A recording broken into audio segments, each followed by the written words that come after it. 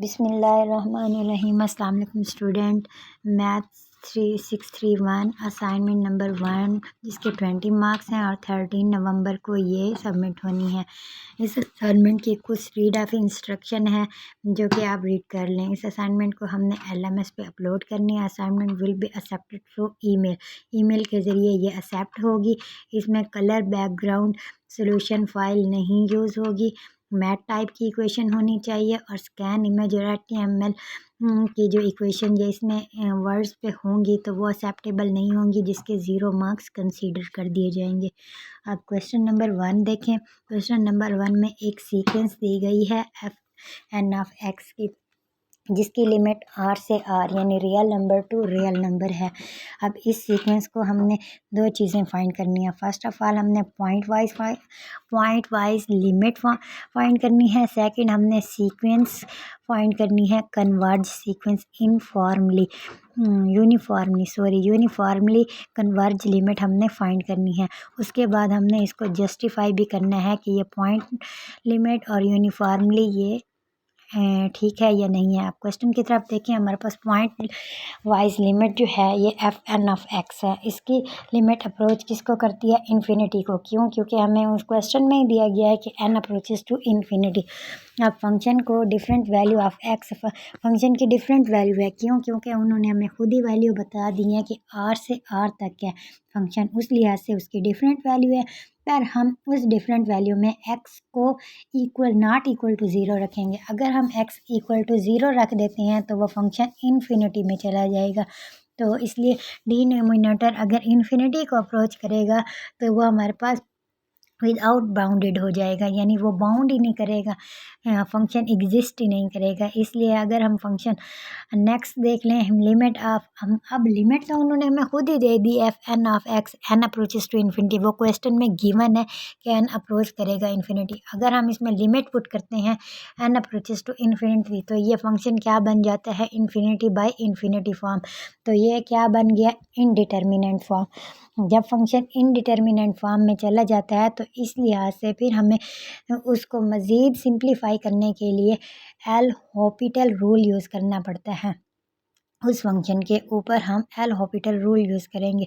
जब L Hôpital rule क्या होता है? नॉमिनेटर और डिनोमिनेटर को डिफ्रेंशिएट करते हैं, नॉमिनेटर और डिनोमिनेटर को। अब फंक्शन को नॉमिनेटर और डिनोमिनेटर को जब हम डिफ्रेंशिएट करेंगे विद रिस्पेक्ट टू एन, अब एन एक फंक्शन है, एन के रिस्पेक्ट अब जब डिफ्रेंशिएट करेंगे तो आंसर हमारे पास क्या आ जाएगा? ये हमारे पास आंसर आ जाएगा। नेक्स्ट हम मज़ीद अगर हम इसको सिंप्लीफाई करें इसी आंसर को, तो आंसर हमारे पास क्या बनेगा? x over square of x square ये आंसर बनेगा। अब इसी तरह जब हम इसकी स्क्वायर वैल्यू ख़त्म करेंगे तो आंसर क्या बनेगा? 1, यानी 1 कौन सा बनेगा? Plus minus 1। इसी तरह हमारे पास इसके क्या आंसर आ गए? प्लस माइनस 1, दो आंसर ये आ गए। और अगर हम x is equal to 0 put कर देते हैं तो आंसर इज़ 0। तो इसके कौन से 3 आंसर हमारे पास फाइंड हो गए? फर्स्ट इज 1, सेकेंड -1 और third is 0। x greater 0, x less 0 और x इज इक्वल टू 0। ये 3 आंसर की वजह 3 आंसर बन गए। ये हमारे पास फाइंड हो गया पॉइंट वाइज। नेक्स्ट देखें, हमने फाइंड करना है सीक्वेंस को uniformly on R limit of function. हमारे पास यूनिफॉर्मली फंक्शन को फाइंड करना है तो उस लिहाज से फंक्शन हमारे पास क्या है? fn of x minus f of x mod less than epsilon क्या होता है? Greater 0 in case. अब पहले केस में हमारे पास क्या था? x greater 0।